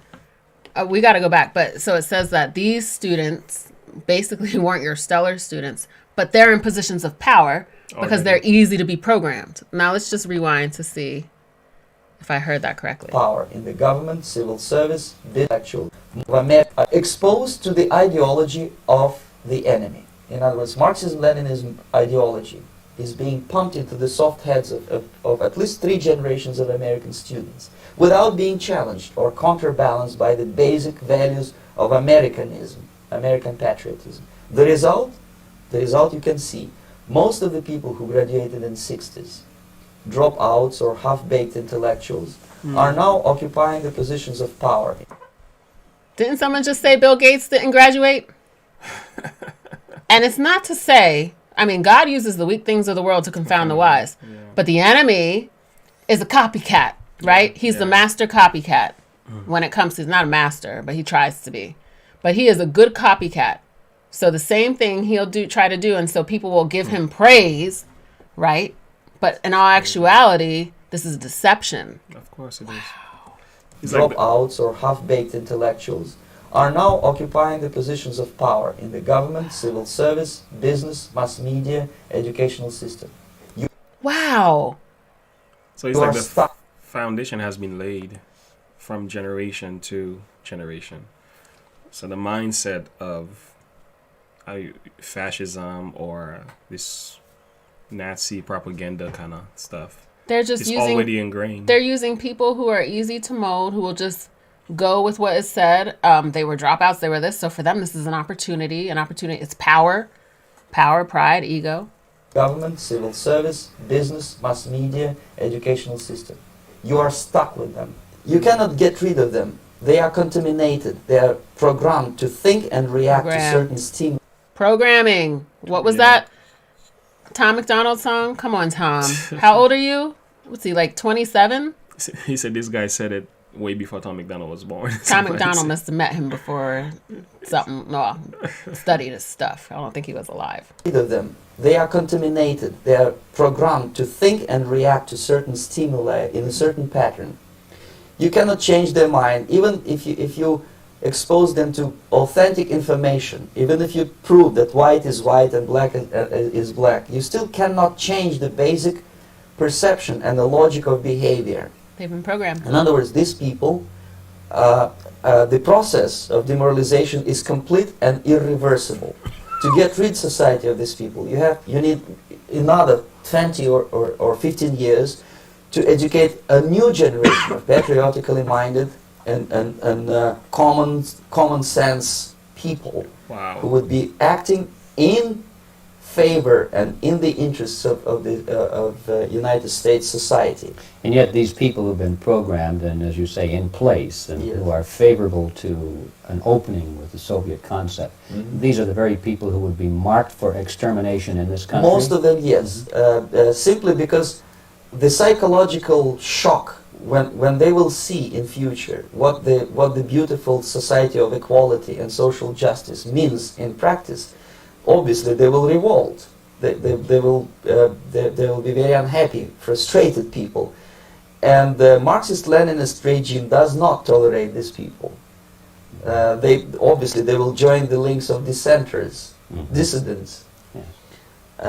Unlike in present United States, there will be no place for dissent in future Marxist-Leninist America. Here you can get popular like Daniel. The Marxists of the 60s are teaching our children today. How scary is that? Homeschool people, but how can you homeschool when you have to work? You can see it being in the mandates, in the racial wars. It's almost like the best way to split a country apart is by dividing it from within. And you can see that taking place already. You know, it's in politics, it's in science, it's in education, it's in the church. Yeah, we are in trouble.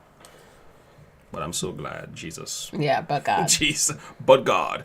But God. He knows what. He knows what. But we have to educate ourselves and stay abreast of these things and make noise. That's right. Because everybody did not sign on. Everybody is not going to be programmed right. Because look at the people who we follow, who we listen to. Look at how many people follow Tom McDonald.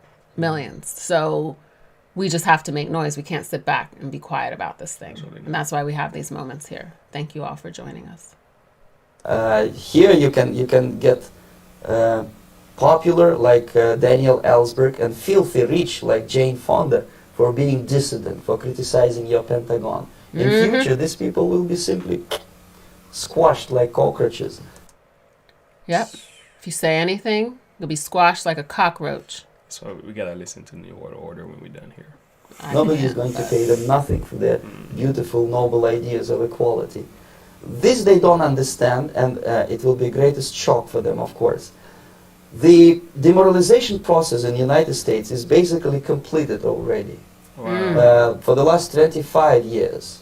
Actually, it's overfulfilled because demoralization now reaches such areas where previously not even Comrade Andropov and all his experts would even... Are you serious? This is 1985. We are in 20... Well, if he saw if he saw what we see now, what would he say? You know, that is crazy. Kevin says, "My mom, who was born in 1885." I was born in 1985. 1985. Oh, 1985. My mom, who is 80, now remembers a man who listened to a communist propaganda radio. She was a child when the station talked about taking over the U.S. without firing a shot, but through education. Wow. I've read this through and through. This is what they do. They educate the mind. I mean, look at it. It happens in other countries. This is why children come and go out and become shooters. It's because of what you put in their mind, and you create this perspective in them of what the enemy is or who the enemy is, and that's why we see child soldiers, right? So now we're looking at the demoralization. It's still taking place. We can see it in our music. We can see it in our arts and everything. Not even Comrade Andropov and all his experts would even dream of such a tremendous success. Most of it is done by Americans to Americans. Wow. Thanks to lack of moral standard. Americans to Americans, thanks to a lack of moral standard. How terrible is that? This is actually very insightful. Most of it is done by Americans to Americans, thanks to lack of moral standards. As I mentioned before, exposure to true information does not matter anymore.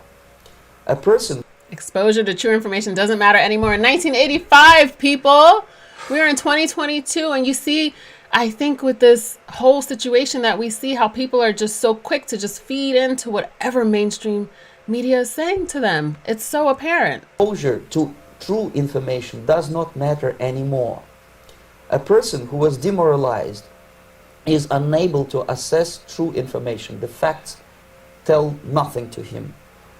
Even if I shower him with information, with authentic proof, with documents, with pictures, even if I take him by force to the Soviet Union and show him concentration camp, he will refuse to believe it until he is going to receive a kick in his fat bottom. When a military boot crashes then he will understand, but not before that. That's the tragic of the situation of demoralization. So basically America is stuck with demoralization, and unless, even if you start right now, here, this minute, you start educating new generation of Americans, it will still take you 15 to 20 years to turn the tide of ideological perception of reality back to normalcy and patriotism. The next stage is destabilization. This time, subverter does not care about your ideas and the patterns of your consumption. Whether you eat junk food and get fat and flabby, it doesn't matter anymore. This time, and it takes only from 2 to 5 years to destabilize a nation. Destabilization. What matters is essentials: economy, foreign relations, defense systems. And you can see it quite clearly that in some areas, in such sensitive areas as defense and economy, the influence of Marxist-Leninist ideas in the United States is absolutely fantastic. I could never believe it 14 years ago when I landed in this part of the world that the process will go that fast. The next stage, of course, is crisis. It may take only up to 6 weeks to bring a country to the verge of crisis. You can see it in Central America now. And after crisis, with a violent change of power, structure, and economy, you have so-called the period of normalization. It may last indefinitely. Isn't that happening as we speak? Expression. What do people say? I know we'll never get back to normal, but I'm ready for at least the new norm to come back. Yeah, every crisis that comes, you notice how much change is taking place. Like Twin Towers fell, and our security was just like surveillance, state and all that. Just was inserted. Now with COVID-19, it's like it's another phase. Like, hey, whatever the government tells you is what you have to go along with. This is what you have to believe. Why? Because of fear. It's just amazing. And demoralization. So this is why everyone's ready to fight each other for not believing what has been pushed, the narrative that's been pushed through. Now, because people who don't believe it, because the demoralization to me, right? That's where people don't any longer feel like, hey, you should morally be able to have your own opinion, choose what you put in your body, choose how you treat your body as far as your own living body. And that right there then leads to people saying, well, like just the whole thing with the demoralization. So now you don't have to morally accept someone else's opinion or judgment for their own body. Does that make sense? I'm trying to make sense of this, but I can totally see it. Quickly, Mr. E, they push the extreme ideologies until the people push back. Then they stop until the current extreme get normalized. And then they push more. It's a back and forth thing. Later and watch and so you just get little by little. So it's like they push and then they draw back. And then they push and then they draw back. And with each is actually push, very well put together. They get a little bit closer. That's exactly what I was thinking. And that's what he was saying something to that light there as well. And I'm like, oh, it makes sense.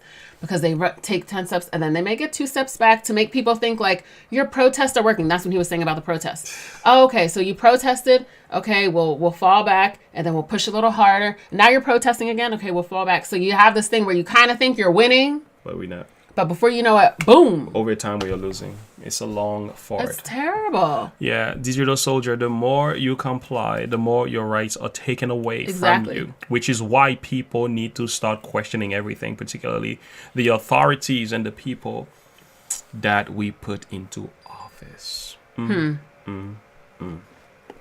Let's go back. Dive some more. Normalization. It may last indefinitely. Normalization is a cynical expression borrowed from Soviet propaganda. When the Soviet tanks moved into Czechoslovakia in '68, Comrade Brezhnev said, now the situation in brotherly Czechoslovakia is normalized. This is what will happen in the United States if you allow all these schmucks to bring the country to crisis. Woo! If you allow all those people to bring the country to crisis. That's crazy. This is pretty crazy, y'all. Happen in the United States if you allow all these schmucks to bring the country to crisis. To promise people all kind of goodies and the paradise on earth. That is amazing. Own nothing, and still be happy. That's right. I've also heard a propaganda concept that is known as the Hegelian dialectic. Have you guys ever heard that? It is this idea of thesis, synthesis, thesis, antithesis, and synthesis. So the idea is kind of like action, reaction, and solution. Very similar. So they create a problem, right? And then they're expecting an opposite reaction. So when people react, then they provide a solution. But the solution has always been there. Because initially what they really want is to insert that solution. They needed to cause a reaction so they could instill That's right. their solution. Yeah, because when people or react... solution, literally. When people react, they lay down their, their constitution. They lay down their defense mechanism. They're saying, okay, because we need to solve this by any means necessary. So therefore, I can compromise here. I can make some compromisation there. So in that process, more freedom was taken away. Then that supposed solution is actually part of the plan generally. So it's called the Hegelian dialectic. Look it up. Wow. Powerful. To destabilize your economy, to eliminate the principle of free market competition, and to put a big brother government in Washington, D.C., with the benevolent dictators like Walter Mondale, who will promise lots of things, never mind whether the promises are fulfillable or not. He will go to Moscow to kiss the bottoms of new generation of Soviet assassins. Never mind. He will create false illusions that the situation is under control. False illusions that the situation is under control. I was really concerned about that with everything that's happening now. A lot of the stuff that's being said, I'm just like, is this for real? I don't believe it. Something, to me, there's a lot that's being undercovered. Like, things are under control. This is good. This is good. This is good. But it says when they call for peace and safety, sudden destruction is coming upon them. So stimulus checks. Yep. Yeah, I heard you. I hear you, Lenny. He will create false illusions that the situation is under control. Situation is not under control. Situation is disgustingly out of control. Most of the American politicians, media, and educational system trains another generation of people who think they are living at a peacetime. False. The United States is in a state of war. Undeclared total war against the basic principles and the foundations of this system. Yeah, actually, that is actually 100% true. Yeah, it's like the war is a war that is being waged by Americans to destroy their own constitution. Because and the enemy is winning from the elites have a plan and an agenda. That's right. But they don't care who they trample. They don't care who suffers. Yeah. Sandra, this is sickening. We allow things to happen because we just want to get along. We were dancing with the devil. Mercy. We didn't stand up for our rights. We didn't stand up for our children. And this, I think when we look at the generations to come and we look at even how they're functioning now with the way social media is and everything, you can just see how the brains have been numbed down. But, what I have heard is that people in power, their children, obviously we know, but they do not go through the systems that our children go through. Absolutely not. They do not have the tablets. They do not have the computerized systems. They have to use books. They have to still use encyclopedias. They have to use everything. They have a different learning system that they are under. And what they're giving the masses is horrendous. It's terrible. It's a shame. I think I hit that already. The United States is in the state of war. Undeclared total war against the basic principles and the foundations of this system. And the initiator of this war is not Comrade Andropov, of course. It's the system, however ridiculous it may sound, the world communist system or the world communist conspiracy. Whether I scare some people or not, I don't give a hoot. If you are not scared by now, nothing can scare you. If you're not scared by now, nothing can scare you. We should have a level of concern. Absolutely. God expects us to be wise as serpents, harmless as doves. There is a point where we have to really think about things around us and think about what's happening and not act like, oh, God got my back. It's okay. God does. we know what we stand on our foundation, but we also have to think about what's going to happen futuristically speaking, not only for ourselves, for generations to come, what's happening right now, what's happening to others. It all matters. It does. If you are not scared by now, nothing can scare you. But you don't have to be paranoid about it. What actually happens now, that unlike myself, you have literally several years to live on unless the United States wake up.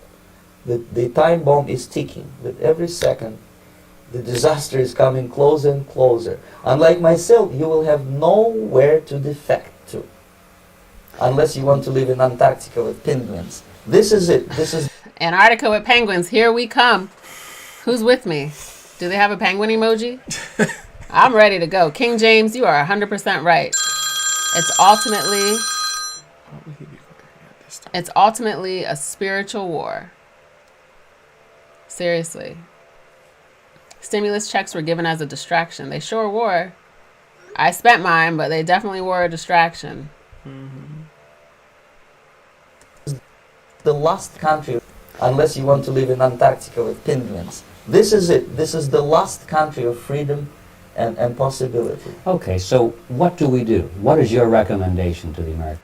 Key point. Let's hone in here. What do we do? What's the recommendation? Possibility. Okay, so what do we do? What is your recommendation to the American people? Question. Well, the immediate thing that comes to my mind is, of course, there must be a very strong national effort to educate people in the spirit of real patriotism. Number one. Number two. Yeah. To educate people in what? In the spirit of real patriotism.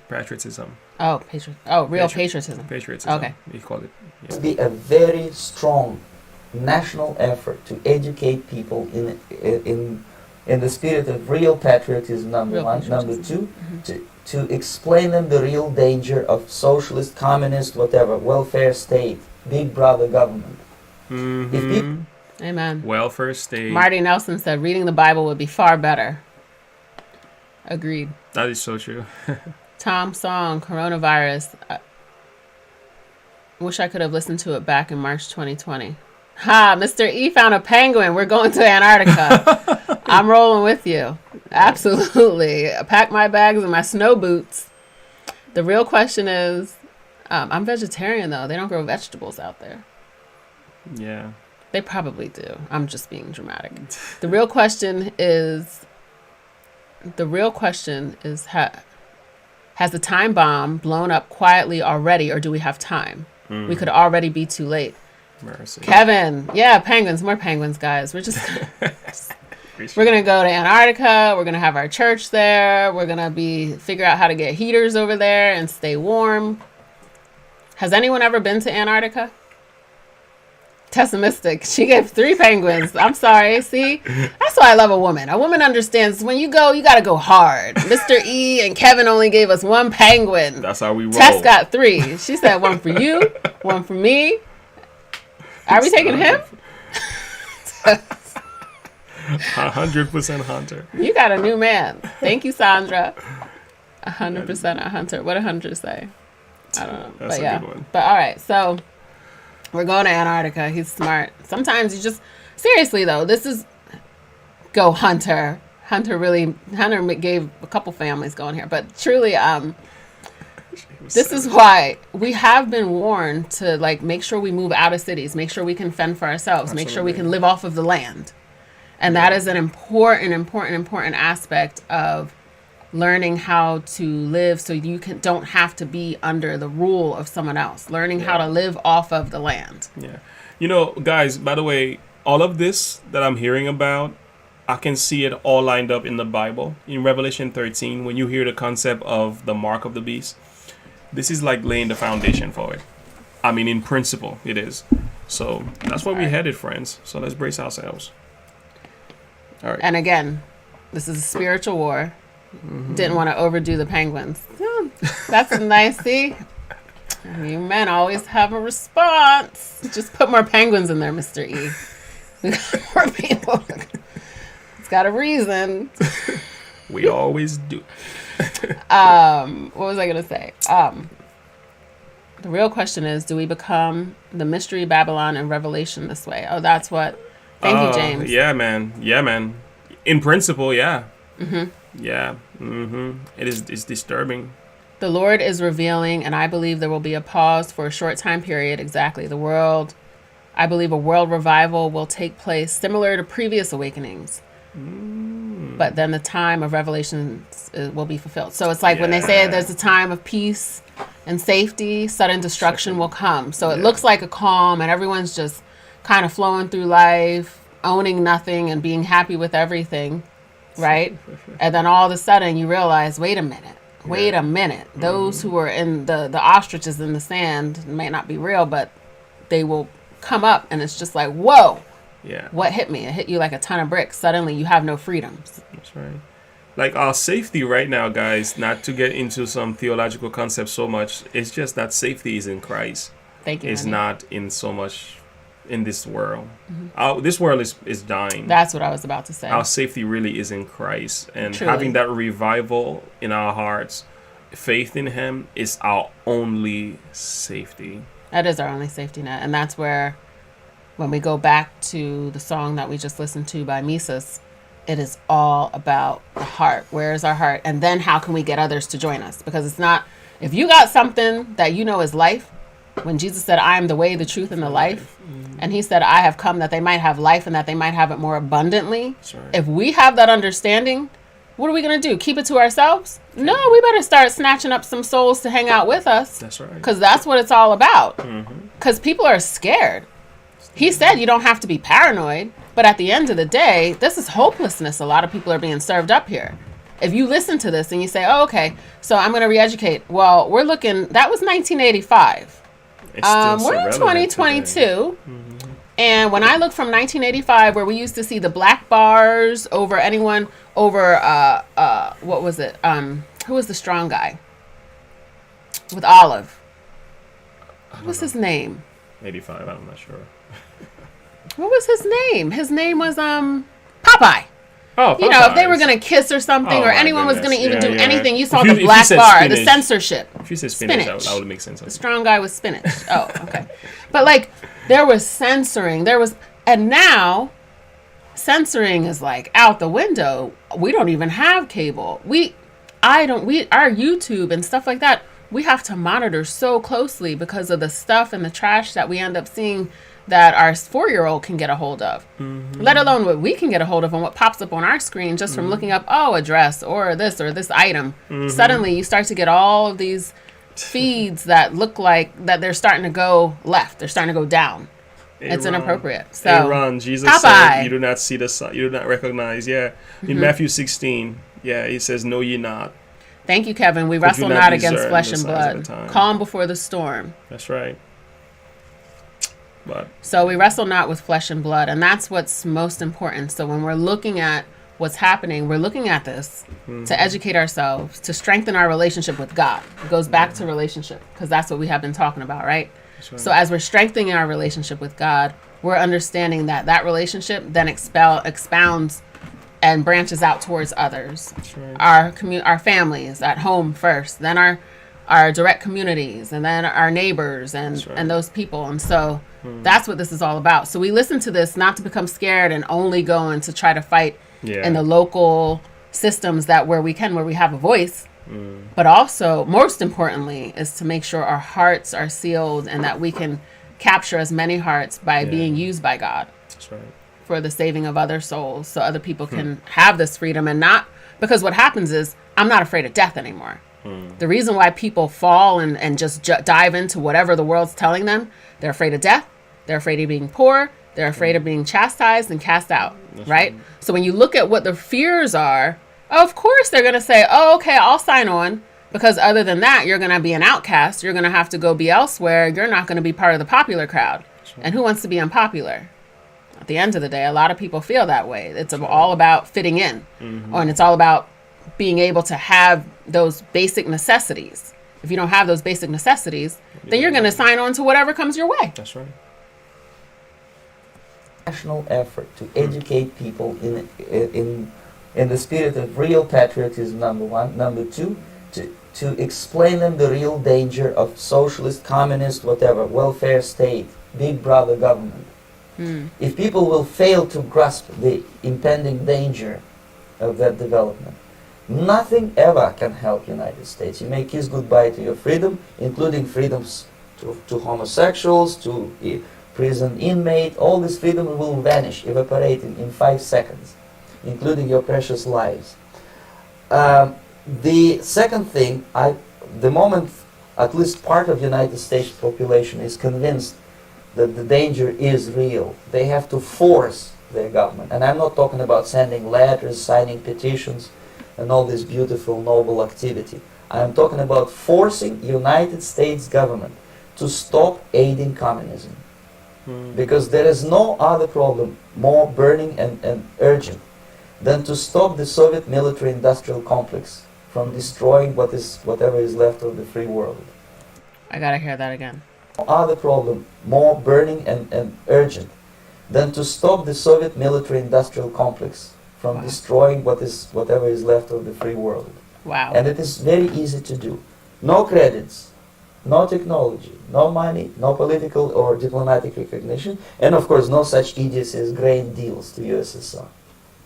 Wow. The Soviet people, 270 millions of Soviets, will be eternally thankful to you if you stop aiding a bunch of murderers who sit now in Kremlin and whom President Reagan respectfully calls government. They do not govern anything, least of all such complexity as the Soviet economy. So basic, two very simple, maybe too simplistic answers or solutions, but nevertheless they are the only solutions. Educate yourself, understand what's going on around you. You are not living at the time of peace. You are in a state of war, and you have precious little time to save yourself. You don't have much time, especially if you are talking about young generation. There's not much time left for convulsions to the beautiful disco music. Very soon it will go, just overnight. If we are talking about capitalists or wealthy businessmen, I think they are selling the rope on which they will hang very soon. If they don't stop, if they can't. I think you said a key point there. They're selling the rope on which they will hang very soon. And it's not to... Wickedness is wickedness. There are people who are evil. They know they're evil, and they have no intentions on seeking God. And only God knows who those people are. Right? Yeah. So we have to understand very clearly that at the end of the day, God will have the final say. And he did say vengeance is mine. So that's why we don't fear. They are selling the rope on which they will hang very soon. If they don't stop, if they cannot curb their unsettled desire for profit, and if they keep on trading with the monster of the Soviet communism, they are going to hang very soon. And they will pray to be killed, but unfortunately they will be sent to Alaska probably to manage industry of slaves.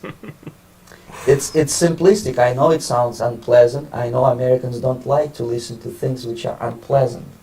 But I have defected not to tell you the stories about such idiocies as microfilm, James Bond type espionage. This is garbage. You don't need any espionage anymore. I have come to talk about survival. It's a question of survival of this system. You may ask me, what is it in for me? Survival, obviously. Because unlike, as I said, I am now in your boat. If we sing together, we will sing beautifully together. There is no other place on this planet to defect to. Wow. That was powerful. Got a lot to learn. So much meat in this. Yeah. I have to go to bed. I have work in the morning. Yeah. Well, guys, this was amazing. So much could be said here. Man. Powerful. That was powerful. Thank you. Thank you so much for sharing this. I'm going to look up more of his stuff because, like I said, knowledge is power. And we just have to really couple that with the word of God. And Absolutely. we might not agree with everything. No man has it all correct. Absolutely not. But I'll tell you what.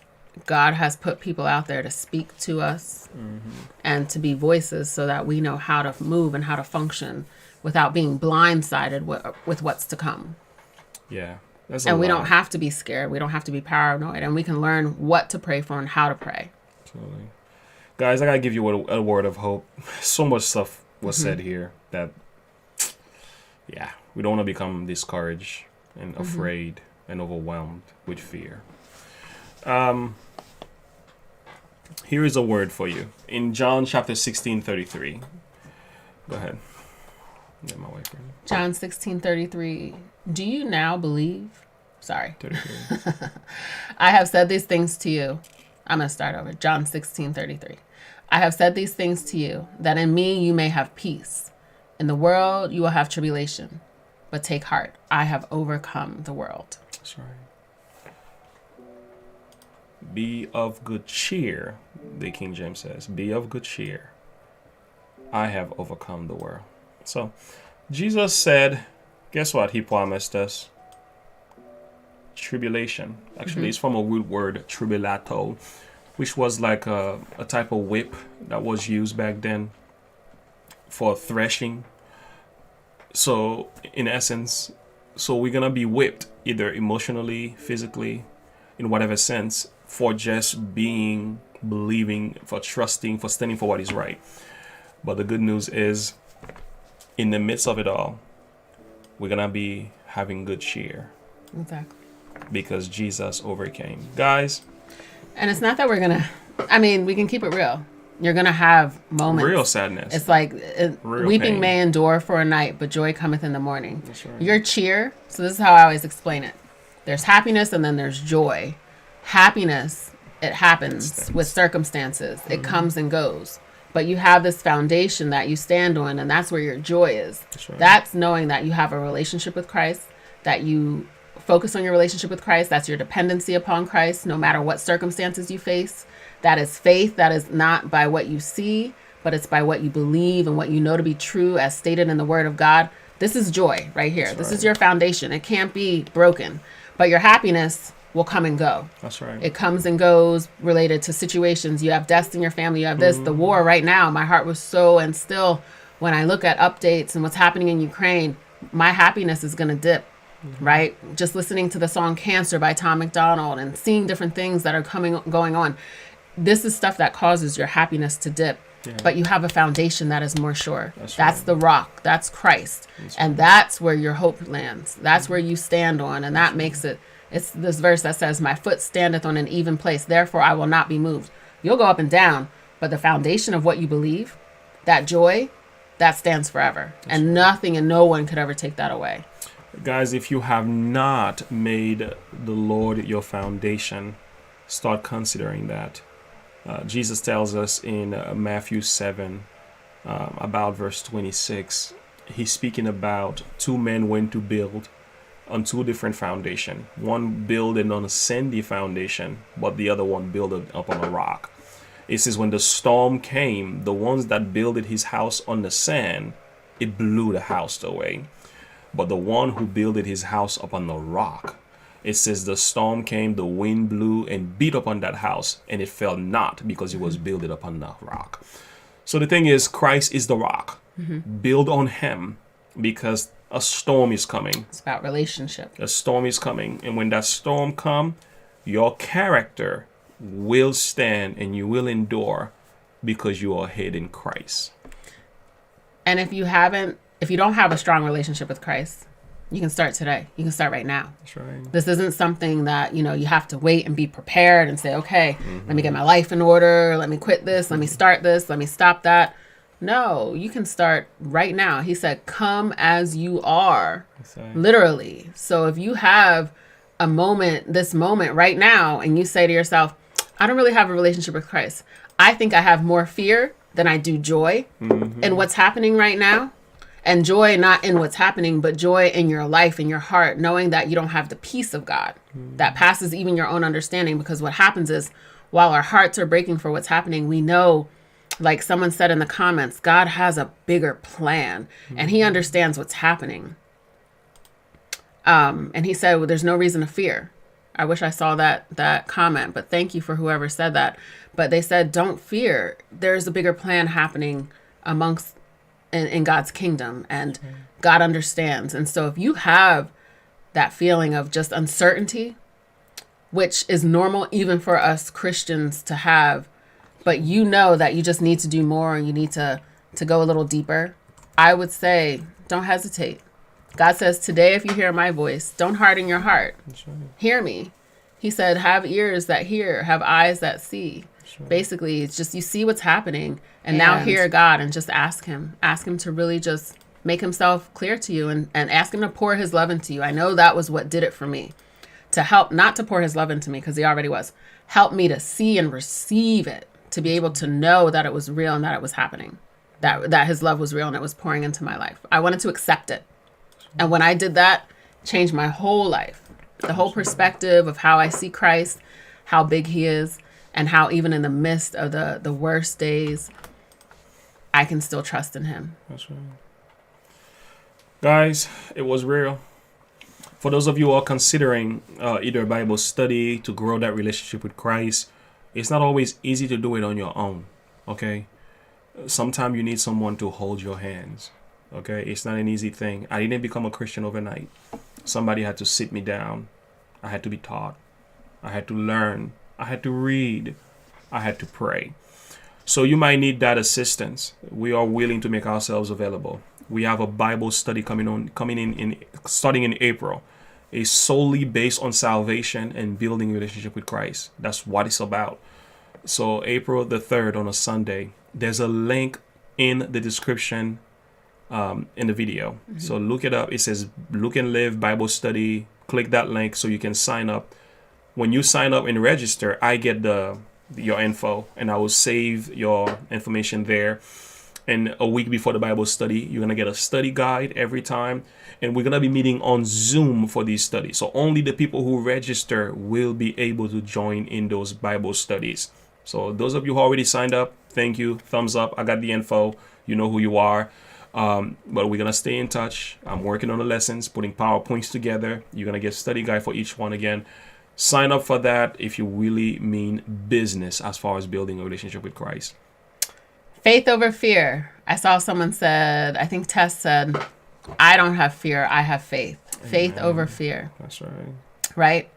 How's that go? There is no fear in love, but perfect love casts out fear. For fear has torment. And he that feareth is not made perfect in love. And what is love? God is love, right? So when you understand that God is love, you have nothing to fear. You have compassion, you have empathy, you have hurts, you have pains, but fear, you give that to God, and he replaces it with perfect faith and trust. That's right. All right, guys. Thank you all for tuning in. Thank you for tuning in. It was real. God bless you, everybody. Thank you so much. Have a good night. Stay in touch. And see you soon. Look out for more videos. They're coming out real soon. God bless you. God bless. Bye.